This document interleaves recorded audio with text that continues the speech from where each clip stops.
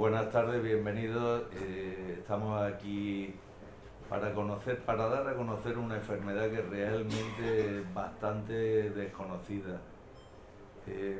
Me comentaban hace un rato de que en Torredonjimeno hay aproximadamente unos 20 enfermos con lupus.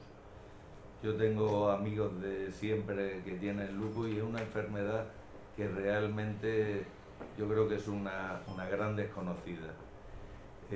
Para darla un poco a conocer, para ser más visible, tenemos aquí esta jornada que un buen amigo y esposo de la presidenta nos propuso, y nosotros a todo este tipo de cosas estamos abiertos, lógicamente. Lo que espero es que seamos conscientes de la enfermedad de lupus es realmente importante en el sentido de que afecta a los enfermos y de una manera más que considerable, y en el tiempo pues sufren, no sé si llamarle, mejor los médicos lo dirán, brotes, y esos brotes la verdad es que lo pasan francamente mal, y es una cosa que aparece y desaparece un poco como pasa con otras enfermedades autoinmunes como puede ser el Crohn, que aparentemente lleva 2, 3, 4 años que no tienes un brote, y cuando te da, francamente, cuando tomas conciencia de que no es que has superado la enfermedad, porque no dejan de ser enfermedades crónicas. Yo no puedo decir mucho más porque no soy técnico en la materia ni médico, pero sí estoy muy concienciado porque conozco, como os he comentado, amigos que lo tienen y amigos que ya no están, que murieron hace ya tiempo. Sin nada más doy la palabra, y que todos conozcamos un poco más esta enfermedad y que colaboremos en comprender lo que es esta enfermedad. Gracias.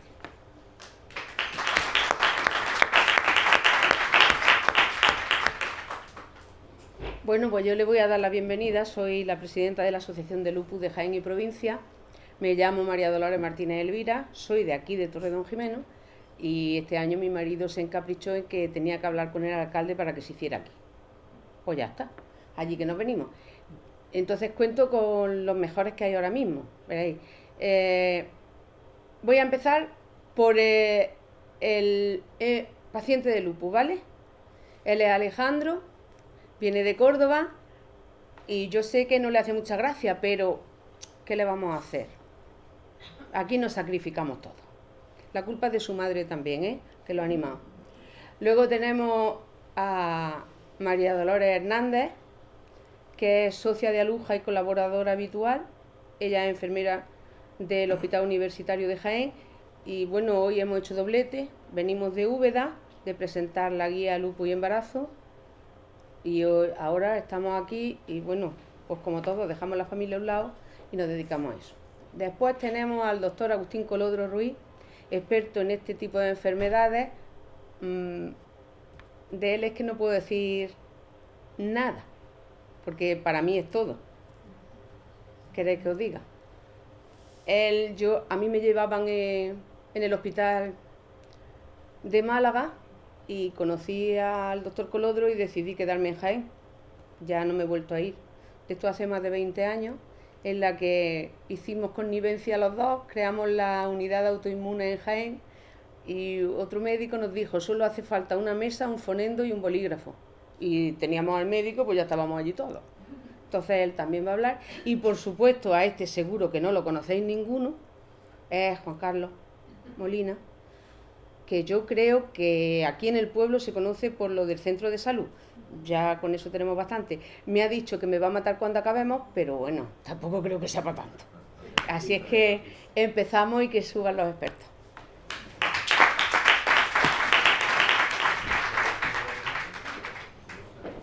Hace 9 años tuvimos unas jornadas similares a esta, por no decir las mismas, hablando de lupus. Estuvimos en Torredonjimeno, estuvimos en el Castillo. Hacía 9 años que no veía a Agustín, pero era importante poner en valor esta enfermedad y que todos conozcamos la situación que tenemos. Voy a corregir al alcalde, que sea la primera vez y que no cree precedente. Hay más de 20 pacientes con lupus en Torredonjimeno. La tasa de incidencia que tenemos ahora mismo en Torredonjimeno ronda los 35, según datos que saqué ayer del ordenador, por un poquitillo, pero no son todos los que son. O sea, ahí tenemos diagnosticados con un código CIE, que es cuando ya le ponemos el sello al paciente que ha pasado por una serie de unidades, de consultas, de sintomatología, a veces de ingresos hospitalarios, y le ponemos el sello. ¿Tiene usted lupus? No sé si un sello, un diagnóstico, o le hemos echado una losa encima, pero también es cierto que a algunos le da la tranquilidad de que saben lo que tienen, porque son enfermedades en las que síntomas dispares, afectando a distintos sistemas, a veces tiene una afectación cutánea, parece que no tiene importancia, otras veces empieza a mezclar y ahora tengo una cosa, luego tengo otra y ahora no sé, no dan con la tecla. Cuando te dicen que tienes lupus puede que incluso te tranquilice, cuando realmente lo que te han dicho es que tiene una enfermedad que a día de hoy no tiene una cura definitiva. Lo que existen son avances en tratamiento para paliar los síntomas, para que esos síntomas, como bien decía Enrique, se conviertan en brotes aislados, sea una persona con una enfermedad silente que pueda hacer una vida lo más normal posible. Ahora os comentará Agustín y la compañera cómo es esa vida normal de un enfermo de lupus sin síntomas, que no es normal, lógicamente, pero intentando que los síntomas y los brotes sean de la menor intensidad posible para que no afecten al devenir de la vida, porque quiera que no, puede repercutir en la morbilidad, en la clínica, en la longevidad, en cómo podamos desarrollarnos como personas y como pacientes que no tengamos la enfermedad. En ese sentido, es importante, que me preguntaba antes uno de los compañeros de prensa, ¿conocéis la enfermedad en Torredonjimeno? La conocemos, por desgracia la conocemos. Estamos siempre con la mosquilla detrás de la oreja, con la mariposa dando vueltas para ver si algún paciente podemos diagnosticarlo de la manera más precoz posible. La coordinación entre atención primaria y hospital es primordial. Disponemos de una unidad de autoinmunes, que bien es cierto que es una referencia que podamos derivar al paciente con sospecha de o con varios indicativos para que puedan beneficiarse de esos tratamientos novedosos, tratamientos que a lo mejor en primaria no los manejamos, pero que están ahí, ¿no? Que hay avances, que el enfermo que tenga lupus que no piense que esto es un pozo sin fondo, que se va avanzando, que en los últimos años han salido tratamientos que los casos más graves cada vez son menos y una persona pueda desarrollarse con la mayor normalidad posible. Decir esto, si alguno no sabe de lo que estamos hablando, hablamos de una enfermedad autoinmune, que la causa es que nuestro propio sistema inmunitario ataca a nuestros órganos, a veces ataca al tejido conectivo de la piel, otras veces ataca al pulmón, otras veces va contra el riñón, otras veces contra el cerebro. En función de a qué órgano ataque, vamos a tener una sintomatología u otra. Por eso, no es solamente decir, tengo esto y eso me lleva al diagnóstico de lupus, no, hay que hacer una especie de gazpacho de síntomas para que desde nuestro punto de vista podamos decir, esta persona puede tener este diagnóstico. Es importante que estemos siempre con la atención puesta y que tengamos confianza en nuestro sistema sanitario, que gracias a Dios es el que es. Funcionamos todavía bien, a pesar de todo, y que gracias al paciente y al médico pues que tengamos esa repercusión. Los cuidados son fundamentales, nos acompaña hoy María Dolores, los cuidados toman un valor importantísimo en la sanidad actual. El autocuidado va por delante de lo que conocíamos antes como la sanidad más tradicional, en la que había una relación médico-paciente y enfermería que daba un poquillo a caballo. Ahora la estrategia de autocuidado es fundamental, ahora nos pondrá de manifiesto, y el testimonio de Alejandro yo creo que nos abrirá un poquito los ojos, porque todos tenemos una perspectiva lejana hasta que te lo cuentan en primera persona, ¿no? Como bien decía Enrique, el que conoce a un paciente de lupus, yo lo decía antes también en prensa, puedo tener pacientes de muchas patologías, pero el que tiene esta enfermedad me va a acompañar durante toda la vida, porque tú diagnosticas a una persona hace X años y ya sabes que la tiene ahí, me jubilaré, y habrá pacientes que sigan teniendo esta enfermedad, ¿no? Entonces ese paciente, ese testimonio es fundamental. Yo creo que no voy a hablar mucho más, daros las gracias por acordaros de mí, Lola, y espero que sea de vuestra ayuda, que los que estéis aquí podáis conocer un poquito más de esta enfermedad, que seáis transmisores de los conocimientos y que sirva para que llegue a más gente, y gracias a Sela y a la Concejalía de Salud por acordarse de nosotros. ¿Quién me empieza? ¿Empiezas tú, Agustín? Me da igual, lo que él quiera. Pues empieza María Dolores, María Luli, y nosotros... Sí. Pues, el último, Alejandro el último. Pues nos bajamos y te escuchamos de debajo. Pues empieza ya con estrategia de cuidado. Gracias.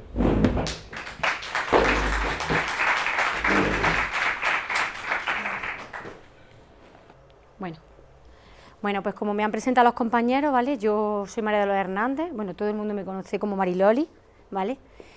Soy enfermera, actualmente estoy en el puesto de estrategia de cuidados, es decir, llevo lo que sería como enfermera la unidad de estrategia de cuidados, todo lo que es lo que se conoce en la consejería como el PICUIDA, ¿vale? Los cuidados básicos y con excelencia de enfermería. Y actualmente pues en el hospital, pues desde noviembre del 2022 que entré, pues estoy coordinando un programa de la Consejería de Salud que se conoce como Escuela de Pacientes. No sé si alguno lo habéis escuchado, ¿vale? La Escuela de Pacientes... Sí.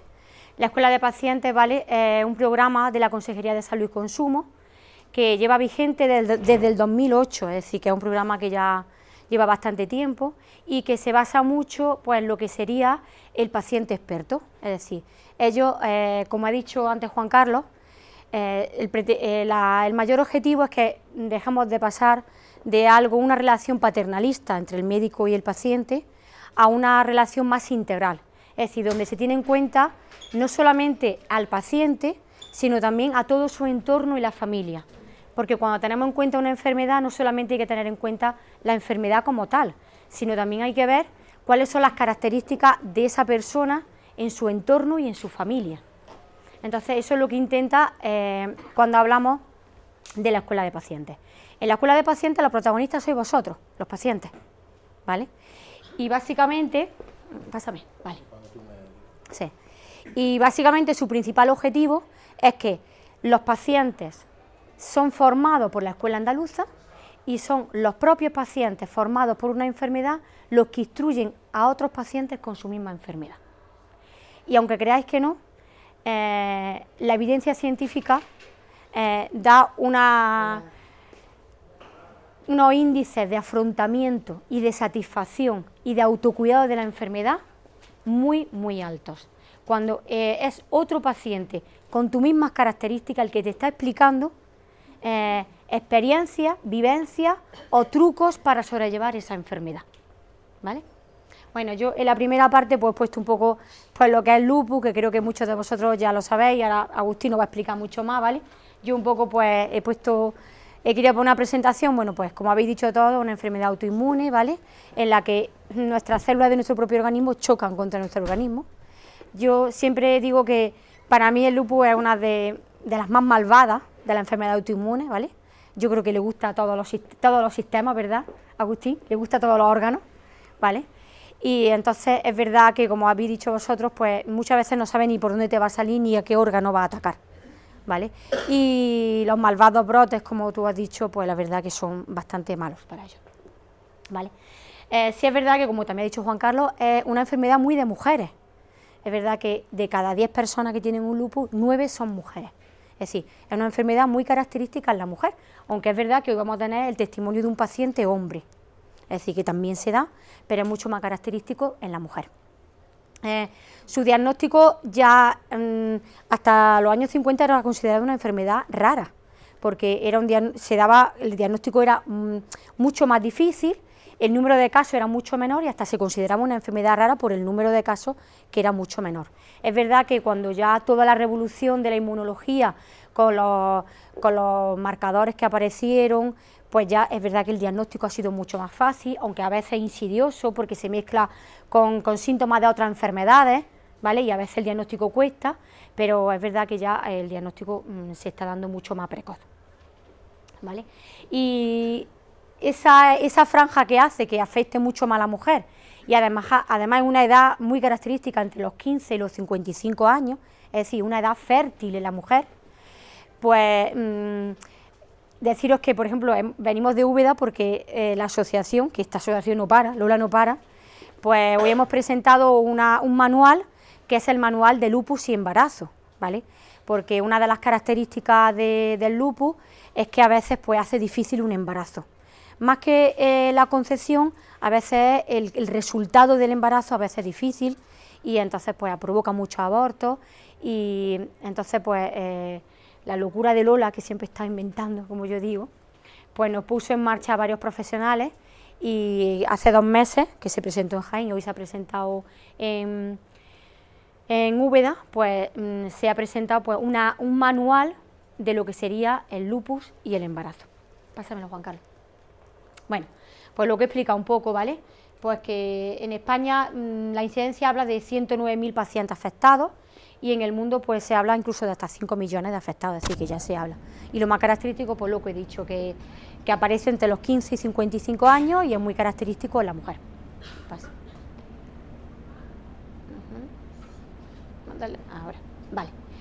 Bueno, como también hemos dicho, pues es una enfermedad crónica, es decir, una enfermedad que cuando te diagnostican la tienes para siempre. Por desgracia actualmente tampoco es curable. Es verdad que los tratamientos han avanzado muchísimo y hoy actualmente pues puedes llevar una calidad de vida buena con un lupus, pero no deja de ser una enfermedad crónica. ¿Qué ocurre? Que como enfermedad crónica que se debate un poco, pues que todo lo que es los sistemas sanitarios, todo lo que es la Organización Mundial de la Salud, ha comenzado a ver cómo hay un gran aumento de las enfermedades crónicas unido a que inevitablemente cada vez el envejecimiento es mucho mayor, es decir, la población envejecida es mucho mayor. Entonces, actualmente para los sistemas sanitarios, para todos, las enfermedades crónicas suponen un gran problema a debatir y hay que intentar, en la medida de lo posible, que los autocuidados sean buenos y que además, de lo que nos va a hablar Agustín, las comorbilidades o factores vasculares asociados a esas enfermedades crónicas sean menores para que el riesgo letal sea menor. Bueno, pues todo esto pues ha llevado a que los sistemas sanitarios intenten debatir formas para un poco pues disminuir o tratar las enfermedades crónicas como son en este caso nuestra enfermedad de la que estamos hablando, que es el lupus. Y se intenta hacer con algo que yo creo que todos lo estáis escuchando mucho, que se haga de la mejor forma posible o lo que se conoce como humanización, ¿vale? Algo que yo creo que actualmente debemos tener como valor, porque lo que tratamos son personas, ¿vale? Aunque con una enfermedad, pero no tratamos enfermedades, tratamos personas con esa enfermedad, ¿vale? Y eso para mí, yo por lo menos desde mi punto de vista como enfermera, creo que es muy importante, porque además yo siempre digo una cosa, que tú no tratas en sí la enfermedad, tratas a la persona con la enfermedad, porque la enfermedad se puede llamar lupus, diabetes, insuficiencia cardíaca, lo que queráis, pero cada enfermedad se presenta de una forma diferente en un paciente y lo que hay que tratar es eso, esa enfermedad en ese paciente, ¿vale? Entonces, desde nuestro Sistema Nacional de Salud surge lo que se conoce como la estrategia para el abordaje de la cronicidad de las enfermedades, ¿vale? Y uno de los modelos más respaldados y con mayor evidencia es un modelo que se lleva a cabo en Gran Bretaña, que se conoce como el modelo de atención a crónicos. Y es un modelo en el que se basa en lo que he empezado a explicar, en la que el propio paciente decide su autocuidado y lo decide en relación con el médico. Es decir, aquí ya no hay decir el médico me dice esto y yo hago esto, no. Vamos a tener una correlación entre médico y paciente. Pásame. Vale. Y aparece como estrategia primordial lo que se conoce como el paciente activo o el paciente empoderado o experto. Es decir, que es un paciente que es capaz de cuidarse, de saber cuál es su enfermedad, de conocer cuáles son sus síntomas y de aumentar su autocuidado y disminuir sus factores. Y aparece lo que se conoce también como la autogestión. Bueno, y el nuevo rol que, como he dicho, que aparece, en la que es un paciente informado y formado, ¿vale? Es un paciente con mejor salud. Y eso está ya demostrado, la evidencia clínica dice que un paciente bien formado disminuye muchísimo la entrada a urgencias, los factores de riesgo, las comorbilidades, etc. Bueno, con esto aparece lo que se conoce como el programa paciente experto o el paciente de automanejo de una enfermedad, que como he dicho, pues las primeras evidencias que hablan son en los años 80 en la Universidad de Stanford, y se empieza a hacer un gran estudio, un mega estudio que se hace con los pacientes y se comprueba como un paciente bien informado pues disminuye mucho lo que sería, por ejemplo, pues el acudir a urgencias. Y aparece la formación entre iguales.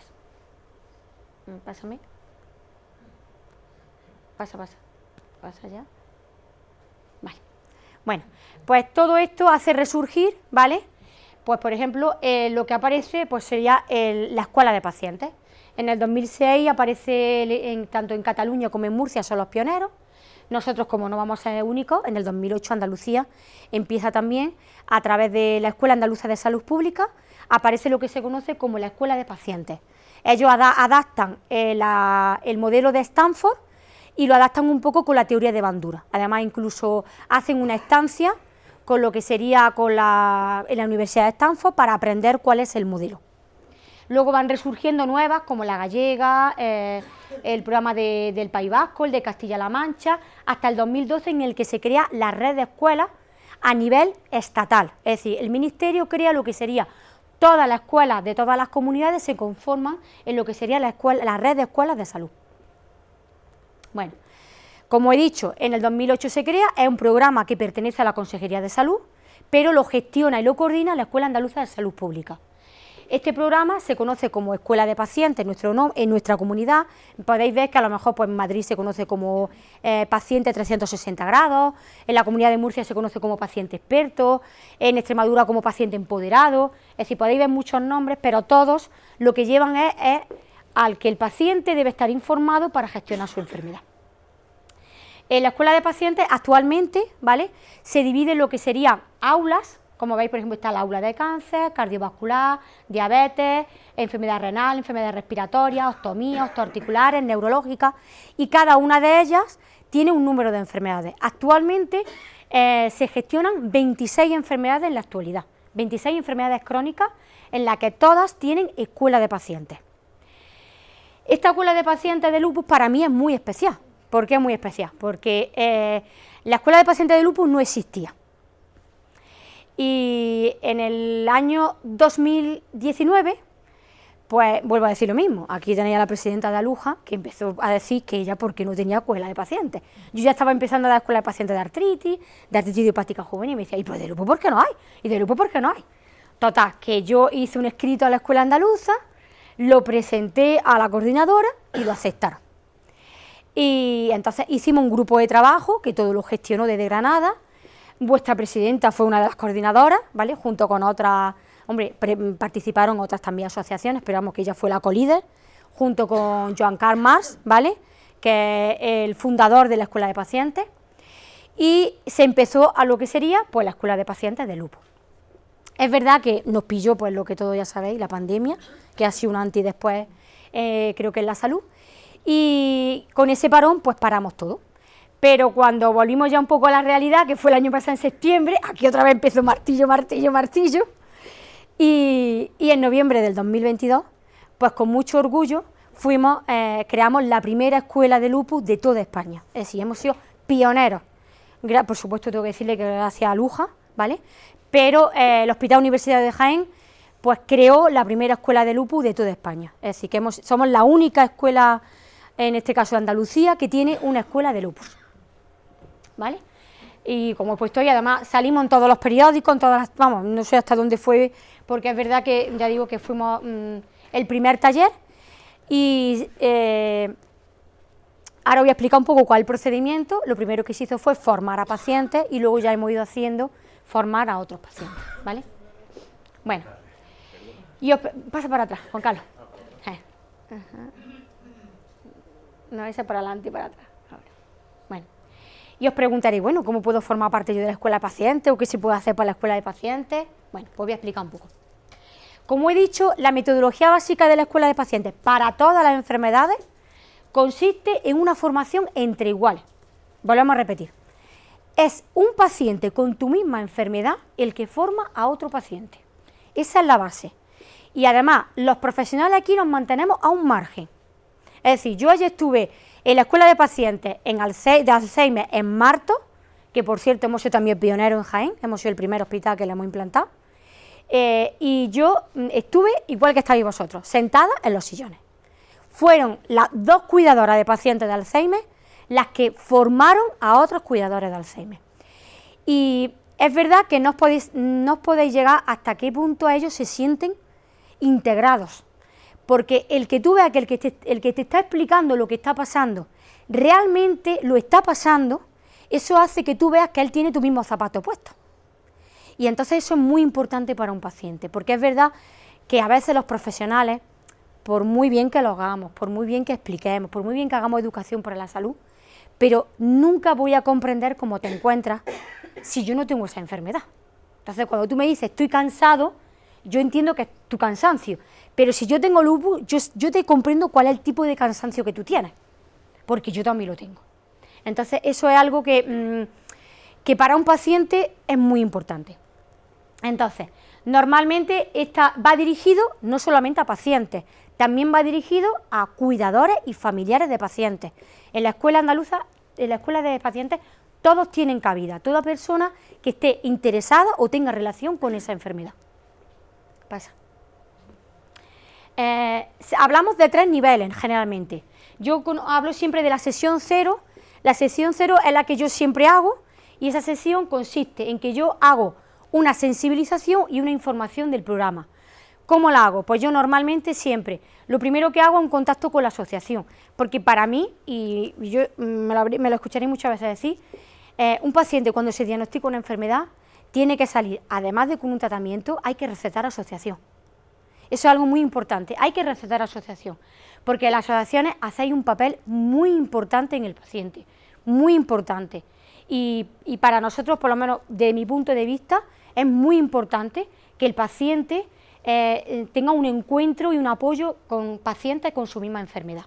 Entonces yo normalmente lo que hago es que intento, pues hago un barrido de las asociaciones que hay, intento ver, porque en muchas ocasiones provincialmente hay muchas delegaciones o hay muchas asociaciones de la misma enfermedad. Tengo una reunión en el hospital con ellos, le presento el programa, ¿vale?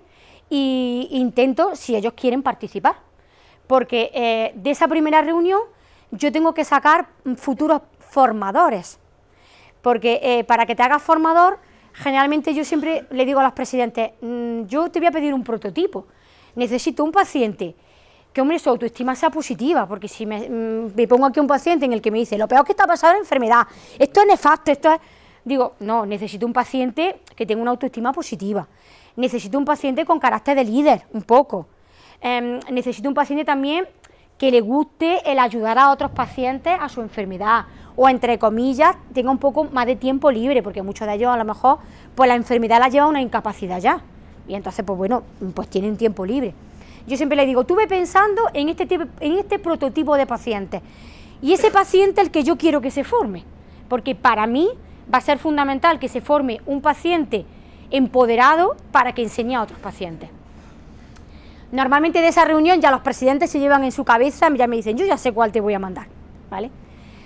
Una vez que ellos quieren participar en el programa, yo paso a lo que sería el nivel 2, es decir, gestiono una inscripción para hacer un formador de formadores. Entonces, docentes de la Escuela Andaluza de Salud Pública vienen al hospital y hacen 2 sesiones de 3 horas en las que esos pacientes se forman. También pueden participar profesionales, pero vuelvo a decir, los profesionales no se forman, los profesionales lo que hacen es participar, ¿vale? Porque pueden participar cualquier profesional que esté involucrado con la enfermedad, pero ellos siempre me dicen igual, vosotros ya estáis formados, vosotros lo que necesitáis es participar. ¿Por qué? Porque nosotros en esa formación, los profesionales, aprendemos algo que no nos lo enseña ni la carrera, ni por mucho que yo estudie esa enfermedad, y son la experiencia y la vivencia del paciente. Eso es lo que aprendemos los profesionales, eso es lo que nos llevamos de esa formación, porque a lo mejor nosotros de la enfermedad sabemos mucho, pero de tu experiencia, de tu vivencia, no lo sabes. Yo siempre pongo un ejemplo. El último día en la escuela de diabetes tipo 1, yo cuando salí de la escuela yo dije, madre mía, pero si estos padres saben más que yo como enfermera, ¿vale? Si es que sabían truco de todo. Me explicaron para que bajaran el almidón, la pasta la metían el día de antes en el frigorífico, eso disminuía el almidón, bajaba los niveles de azúcar. Se sabían cuál era el bote de tomate que menos azúcar tenía. Tú vas a la de la marca y el que menos dosis tiene, la pizza, pues compra la marca esa que es el que menos dosis. Y yo decía, madre, pero si esto sabes más que yo, si yo puedo saber mucho, yo puedo saber poner un sensor, digo, pero si es que realmente los que saben de alimentación son ellos, ¿vale? Entonces nos enseñan su experiencia y su vivencia y aprendemos mucho los profesionales. Y luego la última parte, y que para mí es la más importante, es cuando esos pacientes que se han formado, ¿vale?, cogemos a un grupo de pacientes y le enseñan cómo es la enfermedad, gestionar, liberar emociones. Se trata de eso, no van a aprender mucho más de la enfermedad, pero realmente ellos liberan muchas emociones. Hablan de cómo se sintieron cuando se diagnosticaron, qué dificultades se le presentó su diagnóstico, porque positiva o negativa. Bueno, el otro día en la de Parkinson recuerdo que dijo un paciente, pues mira, es verdad que estoy mal, pero ¿sabes cuál ha sido mi positivo? Que me han jubilado, que me encanta la fotografía y que ahora me estoy dedicando a la fotografía. Entonces vio algo positivo en la enfermedad. Es verdad que la enfermedad no es algo positivo, pero que él estaba viendo algo positivo que le había dado la enfermedad. Entonces, muchas veces también no solamente son las dificultades positivas, negativas, sino también las positivas, ¿vale? Bueno, de todo esto, pues básicamente lo que quiero deciros es que, además de mi experiencia personal, que durante este año, hoy sacando la estadística, pues la verdad que desde noviembre del 2022 al 30 de abril del 2023, en el Hospital Universitario de Jaén hemos realizado escuela de pacientes a 400 pacientes, ¿vale? Es decir, que en el año, la verdad que no pensaba yo que había sido tan largo. Hemos pasado una encuesta que aproximadamente, pues llevo unas 150 personas que me han contestado y la verdad es que en todas los pacientes han puesto cómo se ha mejorado la relación con el hospital, cómo se ha mejorado el autoafrontamiento de su enfermedad, el que se sienten con más ganas de cuidarse, el que quieren cambiar, han cambiado hábitos que tenían y han decidido cambiarlos, han sentido que con esta relación el sistema sanitario se ha humanizado más, porque es verdad que ese contacto de las asociaciones con el hospital a veces es muy importante, porque ellos se sienten como más escuchados, ¿vale? Entonces es verdad que lo que sería el paciente experto pues mejora muchas cosas, la autoeficacia, el estado de ánimo, las limitaciones, las actividades diarias, la autogestión de la enfermedad. Es decir, es que es muy necesario que la persona ya sepa cuáles son sus síntomas, qué debe hacer, cuándo debe de acudir a urgencias, cuándo no, y eso también es muy importante, ¿vale?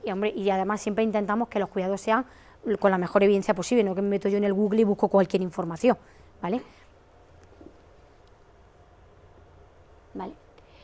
Y con todo esto, pues sí, hemos conseguido, vamos, como he dicho, hemos conseguido muchos logros y para mí el más principal pues es el autocuidado. Es decir, que la persona cuando sale con un diagnóstico no puede salir solamente con la etiqueta del diagnóstico, sino que hay que decirle también que una de las partes también fundamentales es que él se tiene que cuidar, ¿vale? Y que tiene que aprender a cuidarse. Y algo que yo siempre digo mucho también, pues que cuidemos, pero para mí es muy importante con algo que hay un amigo mío, que es Joan Carmar, que siempre lo dice, que es que hay que humanizar con H de alma, ¿vale?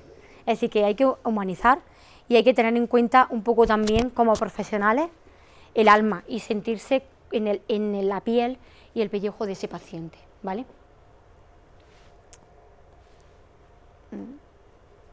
¿Qué pasa? Vale. Bueno, y quiero acabar con una frase que a mí me gusta mucho, ¿vale?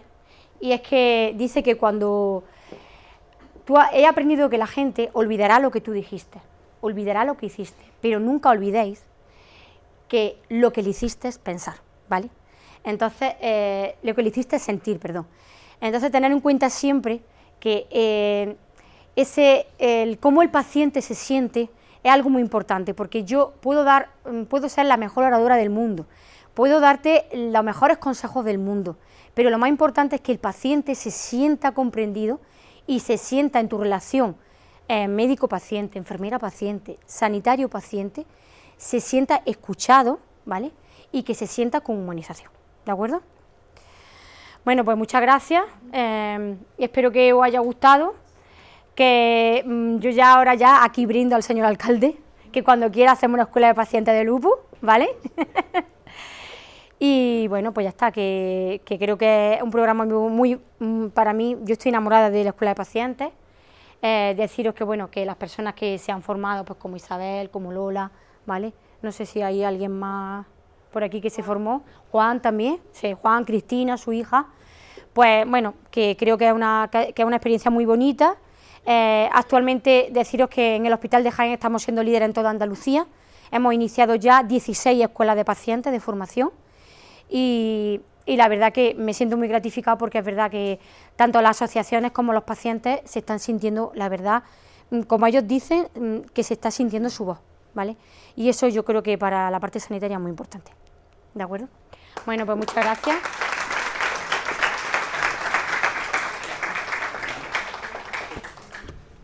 Hola, buenas tardes, y como ya han dicho, soy Agustín Colodro Ruiz, internista del Complejo Hospitalario de Jaén y miembro de la Unidad de Enfermedades Autoinmunes Sistémicas. Esta tarde voy a, en lugar de hablar específicamente del lupus, bueno, algo diré, aunque ya lo han dicho los compañeros, voy a hablar de un problema muy importante en la población general, pero igual o un poco más en el lupus, que es el riesgo cardiovascular. El riesgo que tienen las personas de sufrir un infarto cerebral, un infarto de miocardio, falta de circulación en las piernas que puede llegar a amputaciones, trastorno de circulación en el intestino que puede ser muy grave, en el riñón, en el hígado, etc. Inicialmente voy a dar unos matices, aunque ya lo ha dicho Juan Carlos y Marilori también lo ha apuntado, de qué es el lupus, aunque probablemente todas las personas que estáis aquí ya tienen una idea importante de lo que es el lupus. El lupus es una enfermedad inflamatoria crónica de base autoinmune. Como ya han explicado, el sistema inmune, que es el que nos defiende contra las infecciones y contra los tumores, ataca al propio organismo. ¿Y qué es lo que hace? Provoca una inflamación. Y eso da lugar a múltiples síntomas. Cualquier síntoma que ustedes puedan decir esta tarde, hipotéticamente le puede provocar el lupus. Cursa en brotes, es decir, una persona está bien y de buena a primera, bien porque hay un desencadenante, una infección, toma mucho el sol, un medicamento, o bien sin saber por qué, se pone en marcha y aparecen síntomas. Eso es lo que llamamos brotes. Le ponemos tratamiento, se controla hasta el siguiente brote. Hay personas que tienen muchas, otras que tienen pocas. Aparece sobre todo en mujeres, como ya han dicho, y es una enfermedad crónica que se puede controlar pero que no se cura. El sistema inmune es un sistema muy especializado en defendernos, como he dicho, contra las infecciones, pero pasa como todos los aparatos que tenemos, los móviles, los ordenadores, súper perfectos, que algunas veces se estropean y se estropean por cualquier cosa, y aparecen las enfermedades autoinmunes. Esta diapositiva quiere reflejar que tanto los genes, enfermedades infecciosas, el sol, medicamentos, productos químicos, se dice que algunos alimentos pueden influir de forma negativa sobre el sistema inmune y hacer lugar que la persona llegue a tener una enfermedad autoinmune. Bien, un resumen de esto que acabo de decir sería, en una persona con una predisposición genética, hay múltiples genes que se han visto que no uno solo, sino que la combinación de varios o de muchos, pueden hacer que una persona tenga predisposición genética. Y muchas veces hay como desencadenantes, como pueden ser infecciones víricas, pueden ser fármacos, la hormona, sobre todo se ha visto que los estrógenos, por eso se piensa que en las mujeres es mucho más frecuente. Pues bien, con esa predisposición genética, estos factores hacen que el sistema inmune se altera su funcionamiento y entonces provoca la inflamación, que da lugar a los síntomas. Uno muy típico, la mariposa, el ras malar, no se ve muy bien, es el enrojecimiento del dorso de la nariz y las mejillas. Pero los síntomas pueden ser múltiples, como ha dicho Juan Carlos. Pasa al siguiente. Esto es un resumen muy rápido. Artralgias, artritis, dolor articular, dolor muscular, puede afectar al apetito, que uno se encuentre muy cansado, puede dar fiebre, pérdida de peso, puede dar otras lesiones cutáneas, fotosensibilidad, es decir, el sol provoca lesiones o desencadena brotes, puede afectar al sistema nervioso, no solamente dolor de cabeza, ansiedad o depresión, sino encefalitis, inflamación del cerebro o de las meninges, inflamación de los nervios periféricos, puede provocar anemia, leucopenia, plaquetopenia o inflamación en el riñón. Pasa al siguiente. Esto es otra de las cosas que puede provocar el lupus. La radiografía de la izquierda es normal, pero si ven en la derecha hay una zona blanca en la parte inferior. eso sería una pleuritis. Pasa al siguiente. Una pleuritis, que es muy típica, es uno de los síntomas respiratorios más frecuentes en pacientes con lupus. Se inflama la pleura y aparece un derrame pleural, que es la placa que hemos visto. Pero es que además puede dar enfermedades de afectación mucho más severa, como una neumonitis o neumonía, que puede llegar a ser muy grave y otras veces da hemorragia pulmonar. Son complicaciones, afortunadamente, no muy frecuentes, pero muy graves en pacientes con lupus. Puede afectar al corazón, sobre todo la membrana del pericardio que rodea y da pericarditis, pero es que puede afectar al miocardio, el músculo que se contrae, que cuando se afecta puede provocar arritmia, puede provocar insuficiencia cardíaca, puede afectar al aparato digestivo, sobre todo úlceras en la boca, pero como he dicho antes, puede dar inflamación del hígado, inflamación del páncreas, inflamación de los intestinos, que algunas veces puede ser también muy grave, afortunadamente poco frecuente. Puede complicarse con lo que se llama síndrome antifosfolipídico, que sobre todo da abortos de repetición o trombosis frecuentes. Afecta al ojo, puede afectar al oído, puede afectar a los vasos sanguíneos en cualquier parte del cuerpo y provoca lo que se llama vasculitis. Bueno, esto es un resumen de todos los síntomas y todos los aparatos que pueden verse lesionados por el lupus. Bien, sin embargo, como ya se ha comentado, en los últimos años pues hemos ido conociendo más y han salido formas de cuidado y de tratar el lupus que hacen que haya mejorado el pronóstico. Hay una serie de medidas generales, como es seguir una dieta adecuada, el calcio y la vitamina D para prevenir la aparición de osteoporosis, el ejercicio físico, protectores solares para evitar la fotosensibilidad, que se ponga, los brotes que puede dar la radiación solar, control de los factores de riesgo vascular, que es de lo que vamos a hablar ahora un poco más detenidamente, no fumar, que es muy importante, y las vacunas aconsejadas, la gripe, el neumococo y el COVID. Y los fármacos específicos, sobre todo a todos los pacientes con lupus, salvo que exista una alergia o una toxicidad grave, tienen que tener antipalúdicos. Es decir, sobre todo el más frecuente es el Dolquine, la hidroxicloroquina, porque se ha visto que disminuye la inflamación, previene que aparezcan brotes y disminuye el riesgo cardiovascular. Pero luego tenemos los fármacos que tratan la inflamación. Los más importantes son los corticoides, porque pueden salvar la vida del lupus. Son los que actúan más rápidamente y los que disminuyen la inflamación con más rapidez. Problema, que tienen muchos efectos secundarios.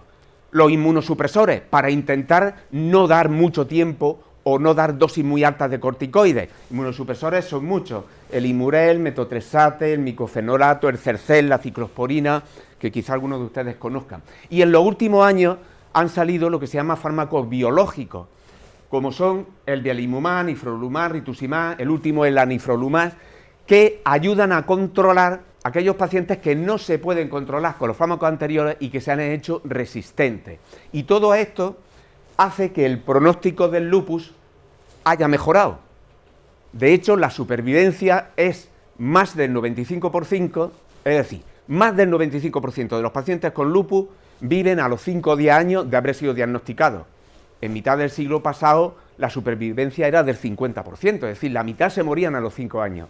Eso ha mejorado y existen factores de mal pronóstico. Por ejemplo, en pacientes de raza negra el riesgo de complicaciones es mayor, en personas con afectación renal o neurológica el pronóstico es algo peor, personas que tienen síndrome antifosfolipídico también puede ser peor, y el pronóstico también se puede alterar por las complicaciones del lupus y de los medicamentos que damos para el lupus, que tienen sus efectos secundarios, como son las infecciones y la arteriosclerosis. Miren ustedes, la morbimortalidad significa síntomas, actividad del lupus y mortalidad. ¿Cómo evoluciona a lo largo de la vida de los pacientes del lupus, con lupus? En la primera época, lo que predomina, lo que más afecta es la actividad, la inflamación y todos los síntomas que hemos estado viendo y las infecciones. Infecciones por la misma actividad de la enfermedad y por los medicamentos. Pero a medio largo plazo puede seguir habiendo actividad y puede seguir habiendo infecciones, pero el mayor volumen de síntomas y riesgo de mortalidad es la arteriosclerosis. Dale al siguiente. ¿Y por qué aparece la arteriosclerosis? Por el riesgo cardiovascular, que es de lo que vamos a hablar ahora. Pasa al siguiente. El riesgo cardiovascular está aumentado en los pacientes con lupus comparando con la población general. ¿Por qué? Volvemos a lo mismo. Por la arteriosclerosis. Pasa al siguiente. ¿Qué es la arteriosclerosis? Miren ustedes, es una enfermedad de las arterias. En la parte de arriba ven el corte de una arteria sana. Si ven el círculo a la derecha, se ve la pared y en medio no hay nada. Es por donde va la sangre circulando, libremente. En la parte de abajo ven una arteria enferma con arteriosclerosis. Ven que hay una placa que se forma porque se inflama la pared de la arteria. Ahí se depositan grasas de la sangre, sobre todo colesterol. Entran células inflamatorias de la sangre y otros productos de la sangre. Y si ven en este círculo de abajo, ven cómo la placa va cerrando el lugar por donde circula la sangre. Es decir, la arteriosclerosis, al final lo que provoca es que la sangre cada vez pasa con más dificultad en las arterias que tienen arteriosclerosis. Pasa al siguiente. ¿Y qué arterias se afectan? Cualquier arteria del organismo. Perdón. Por ejemplo, las arterias coronarias, las del corazón. Y si no circula la sangre, ¿qué es lo que se produce? Angina de pecho, infarto, que puede dar insuficiencia cardíaca, arritmia. Las arterias de la cabeza. ¿Y qué es lo que da? Ictus, trombosis cerebral, infarto cerebral. Las arterias del cuello, la carótida, las vertebrales, que al final dan lo mismo, trombosis cerebral, infarto cerebral. O las arterias de las piernas, como he dicho antes, con el riesgo de amputaciones, infarto intestinal, infarto renal. Es decir, la arteriosclerosis enferma la arteria y la arteria, por donde no pasa la circulación, da lugar a todos estos trastornos isquémicos, circulatorios e infartos. Pasa a la siguiente. Pero esto pasa en la población general y puede pasar en los pacientes del lupus, pero en los pacientes con lupus la arteriosclerosis aparece antes, es más precoz que en la población general, aparece más frecuentemente que en la población general y la evolución, es decir, el riesgo de que se vayan afectando las arterias y que se vayan cerrando las arterias es más rápido que en la población general. Pasa al siguiente. ¿Y esto por qué pasa? Porque en los pacientes con lupus tienen, como en la población general, los factores de riesgo vascular, pero además tienen la enfermedad. Los factores de riesgo vascular, pero es que la enfermedad se comporta también como un importante factor de riesgo vascular. Pasa al siguiente. Los factores de riesgo vascular, ya lo saben ustedes, a todas horas están los medios de comunicación, la hipertensión, la diabetes, la dislipemia, el colesterol, la obesidad, fumar, cuando hay antecedentes familiares importantes de infartos en cualquier parte del organismo, trastornos circulatorios, uno ya tiene un poco más riesgo, y luego lo que se llama el síndrome metabólico. Bueno, y la vida sedentaria. El síndrome metabólico es que se juntan 2 o 3 de los anteriores y hay pacientes en donde siempre están los 2 o 3 juntos, lo cual hace que se potencie su riesgo. Pero es que en los pacientes con lupus, estos factores de riesgo vascular aparecen, están exacerbados, es decir, aparecen como con más fuerza. ¿Y eso por qué? Por un lado, por la inflamación. Ya hemos dicho que el lupus, el sistema inmune ataca a los tejidos y provoca una inflamación. Cuanto más intensa es la inflamación, cuanto más dura la inflamación y está activo el lupus y no se controla, hay más riesgo. No, vete para atrás. Hay más riesgo de que la tensión es más alta, el colesterol aumenta más y aumenta más el colesterol malo, la diabetes se controla peor y es decir, que los factores de riesgo vascular aparecen con más intensidad. ¿Y qué es lo que provocan? Arteriosclerosis.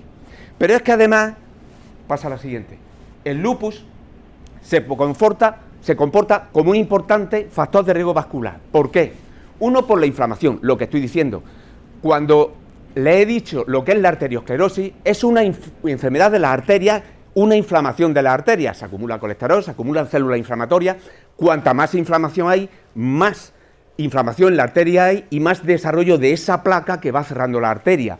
Pero es que los corticoides o glucocorticoides, que como he explicado antes, son un tratamiento fundamental, que controla la inflamación más rápidamente, que salvan vidas a largo plazo, si se siguen tomando o se toman en dosis altas, agravan la arteriosclerosis y son un arma de doble filo. Por un lado, ayudan, salvan vidas, pero por otro lado, pueden a la larga ser perjudiciales.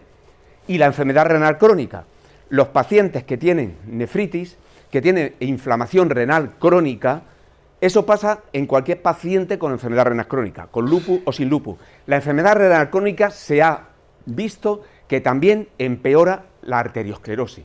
Y finalmente, los pacientes que tienen síndrome antifosfolipídico es una complicación, como he dicho antes, que da lugar a trombosis.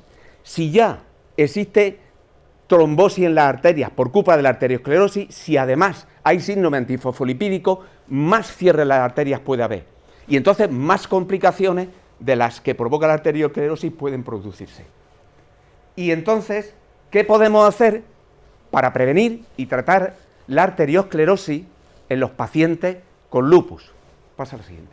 Primero, controlar la enfermedad, controlar la inflamación lo más rápidamente posible. Y eso es con los fármacos que he puesto antes. O, en los últimos años, se habla no solo de controlar absolutamente al 100% la enfermedad, que en algunos pacientes se consigue, o bien, si no es posible, mantener una actividad baja, que se ha visto que tiene poco daño a largo plazo. Y eso se hace con los fármacos que hemos visto antes. Segundo, los corticoides, lo que ya he explicado, intentar suspenderlos. Y si no, intentar que no se tomen más de 5 o 7 miligramos y medio, mejor 5, y cuanto menos mejor, de forma mantenida, por el riesgo de desarrollo de arteriosclerosis. Y tercero, el Dorkin, la hidroxicloroquina, por lo que ya he explicado antes. La hidroxicloroquina previene o puede ayudar a controlar la diabetes. Ayuda a mejorar el perfil lipídico, es decir, que el colesterol sea bueno y haya menos colesterol malo. Además, el Dorkine, los antipalúdicos, mejoran la circulación de la sangre, pueden prevenir la trombosis en pacientes con síndrome antifosfolipídico. Por eso, hoy día y desde hace años, todos los pacientes con lupus deben tomar antipalúdicos. Y finalmente, pasa el control de los factores, es decir, por un lado, control de la actividad de la enfermedad, la inflamación, que es un importante riesgo cardiovascular que da inflamación y da arteriosclerosis, y control de los factores de riesgo vascular, como en la población general, el colesterol con los fármacos hipolipemiantes, preferentemente las estatinas. En la hipertensión tenemos muchos fármacos antihipertensivos que, dependiendo de si el paciente tiene una enfermedad que se llama fenómeno de Raynaud, si tiene enfermedad del corazón, si tiene enfermedad del riñón, hay unos antihipertensivos que van mejor en unas situaciones que en otras, pero el caso es controlar la tensión. Tercero, controlar la diabetes, con los nuevos fármacos que tenemos, que algunos mejoran el riesgo cardiovascular. Hay un aspecto que está muy discutido, si además dar aspirina, pero eso ya es como en la población general. Dependiendo del riesgo vascular, se da o no se da. Y, finalmente, modificaciones en el estilo de vida. ¿Eso qué significa? 1. El ejercicio físico. Habrán oído que es bueno hacer media hora, que si 1 hora, todos los días, 3 días, 5 días a la semana. Existen por ahí una normativa, pero lo ideal es tener alguna actividad física. Si una persona no se mueve nada, bueno, comienza a andar, anda 10 minutos todos los días, o 10 minutos 3 días a la semana, que puede llegar a media hora, mejor. El caso es tener una cierta actividad física, lo que el cuerpo de uno tolere. Eso siempre redunda en control de la tensión, mejora el colesterol malo, ayuda a controlar la diabetes. No fumar, que el tabaco es un factor de riesgo cardiovascular tan importante como el colesterol, la diabetes o la actividad del lupus. No fumar. Y por último, una dieta adecuada. Existen unos alimentos que en la literatura llaman proinflamatorios, es decir, que pueden empeorar la actividad del sistema inmune, por ejemplo, las carnes rojas. Existen otros alimentos que se dice que son antiinflamatorios, por ejemplo, los frutos rojos, arándanos, las fresas, etcétera. Bien, existen por ahí muchas teorías, pero estos son estudios a nivel individual, pero en nuestra vida normal nosotros no nos dedicamos a comer solamente pescado o carne o frutas, sino que tenemos una dieta variada. Bueno, lo que sí está demostrado, y otra cosa que ustedes han oído más de una vez, es la dieta mediterránea. Frutas, verduras, cereales, carne blanca, pescado. Esa dieta se ha demostrado que disminuye de forma muy importante el riesgo cardiovascular. Y muchas gracias por su atención.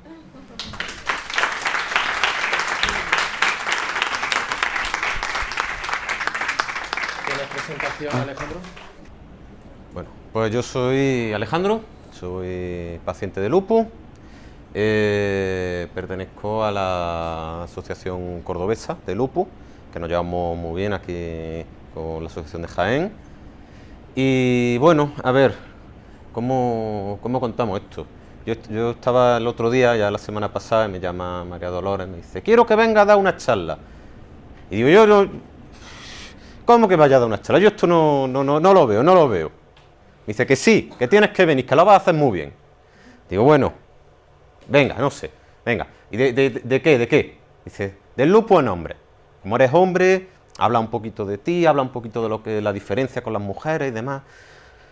Yo no sé, en algún momento decidí aceptar. Yo la verdad que no me he visto en una igual en mi vida. No sé en qué estaba pensando. Porque tú no, parece que no la conoces, que a todo el mundo lo odia. Sí. Básicamente. Pero bueno, y nada, es cierto, yo pues eso, yo tengo lupus, llevo ya pues media vida. Me diagnosticaron hace ya más de 15 años, desde que era pequeñito estaba en la ESO. Pero bueno, es cierto que tiene sus complicaciones, vas aguantando, te duele un día aquí, el otro día allí, te duele la cabeza, estás enfermo, al hospital ingresado, ahora para arriba, para abajo, medicina, esto, lo otro, pero se puede seguir adelante, hace falta más voluntad, hace falta más ganas que la persona normal, no nos vamos a engañar, pero se puede. Y yo he terminado, yo he seguido, yo he tenido mis estudios, yo he terminado mi carrera y ahora ya hace poco he terminado el doctorado, ya soy doctor y todo. Quiero decir eso, que es un mensaje un poco también de esperanza, que se puede. Hay que echarle ganas, pero se puede llegar a donde tú quieras. Con un poquito más de ganas que el resto de la población, pero se puede llegar. Y ahora también, además, encima, yo como con los estudios, con el lupus no tengo bastante, pues además también me meto en la Asociación de Lupus de Córdoba, soy tesorero también, y ahora encima estamos en plena campaña del 10 de mayo, esto es un caos, esto es un lío, pero bueno, vamos tirando. Y yo quería hablar un poquito, pues bueno, yo he podido llegar hasta donde he llegado y hablar un poquito de lo que es el lupus en hombres. Es cierto que, mira, las enfermedades autoinmunes son mucho más frecuentes en mujeres. Esto, el pico total, el máximo, son el síndrome de Sjögren, la tiroides Hashimoto y el lupus, principalmente. ¿A qué se debe esto? Bueno, pues hay muchas cosas que no vamos a entrar en detalle porque esto no tiene sentido, pero principalmente las hormonas, que es principalmente lo que tenemos. De hecho, si nos vamos al lupus, tenemos la proporción que hemos visto toda la vida, 9 mujeres por cada hombre, eso se mantiene lo que es en la edad fértil. Porque luego, si nos vamos un poquito más para abajo, la proporción es 3:1. Y si nos vamos un poquito más arriba, 5:1. Así que hay que tener en cuenta que las hormonas pues tienen un papel muy importante y muy fundamental en lo que es el desarrollo de esta enfermedad. Esto es así, luego en los estudios se ve que hay diferencias, porque por ejemplo, lo que es el pico de casos de lupus en mujeres se da entre los 20 y 30 años, mientras que en los hombres estamos hablando de 45-60. ¿A qué se debe esto? Pues volvemos a lo mismo, principalmente las mujeres, las hormonas. Y los hombres, hay un poco de discusión, pero es cierto que se piensa mucho que este gran retraso que hay se puede deber mucho a que es hombre. Como hemos visto, pues el lupus es una enfermedad tradicionalmente de mujeres, una proporción de 9 a 1, no es lo primero que piensas cuando ves a un hombre con síntomas. Y eso pues dificulta un poquito lo que es el diagnóstico. Luego, hablando un poquito más de las diferencias, pues bueno, es cierto que el hombre pues, presenta una mayor anemia por norma general. Lo cual implica también es una mayor fatiga. Hay un mayor riesgo de trombosis, lo cual hay que tener más cuidado, hay que tener más controlado lo que es la coagulación, hay que tomar anticoagulantes, antiagregantes, hay que tener un poquito más de precaución en ese sentido. Que esto se debe pues, principalmente a que hay una mayor presencia de lo que es el anticoagulante lúpico, que es este pequeño diablillo que nos causa este problema de coagulación, que tenemos que estar tomando Sintrón, aspirina y esas cosas.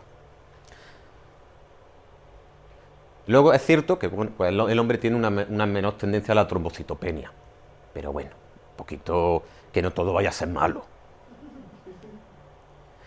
Luego, cuando nos movemos a la nefritis lúpica, una de las cosas más características que tiene el lupus y de las más, y perdón por la palabra, jodidas, pues el hombre hay una mayor incidencia,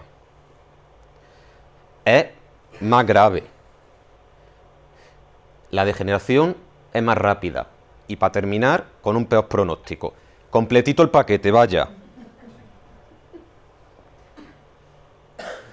Luego, pues bueno, es cierto que lo que es la aparición del eritema malar, que comentaba antes el doctor, las típicas alas de mariposa, pues se ve muchísimo menos en lo que son los hombres. Y aunque es cierto que, por ejemplo, luego hay la versión del lupus, que es el discoide, que es el que se caracteriza principalmente por la piel, pues es más frecuente en hombres y además es más agresivo que lo que vendría a ser en las mujeres. Luego, cuando hablamos de los brotes, pues bueno, los brotes en hombres tienden a ser más agresivos. También suelen ser menos, pero son más agresivos. Y esto al final, pues como veis, en el lupus al final esto va acumulando daño. Y luego, pues eso, el daño orgánico pues es más severo. Luego, tenemos una mayor presencia de alteraciones cerebrales, lo que son movimientos incontrolados, dolores de extremidades, que no tienen no tienen presencia física, más frecuente en el hombre.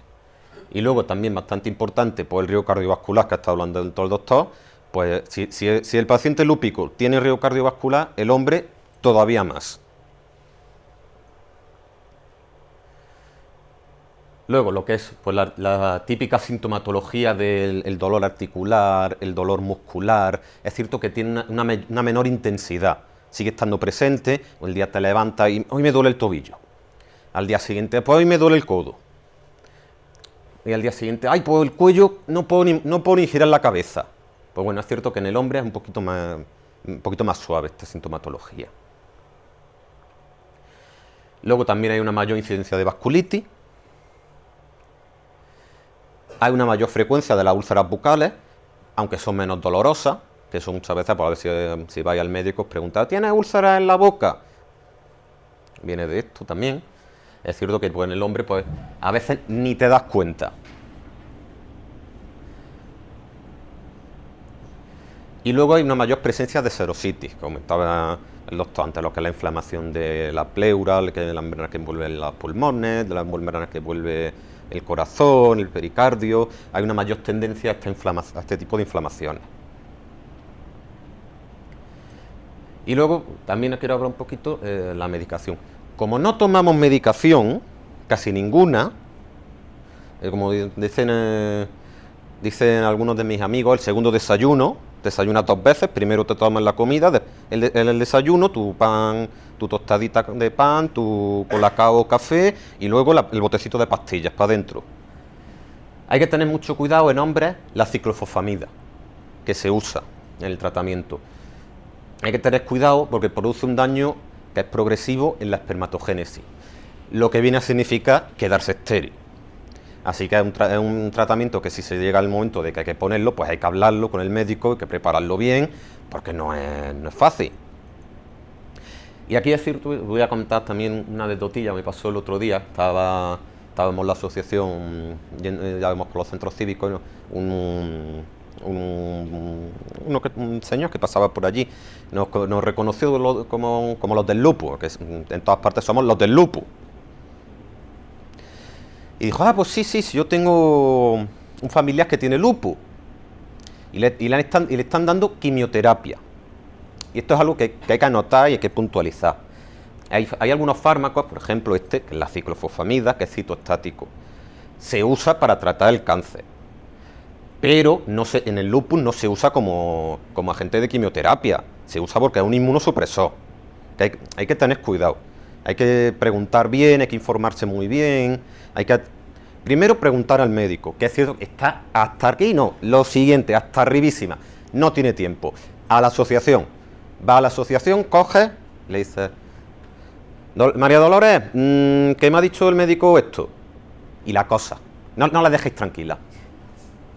Ya lo hacen. Pues más todavía.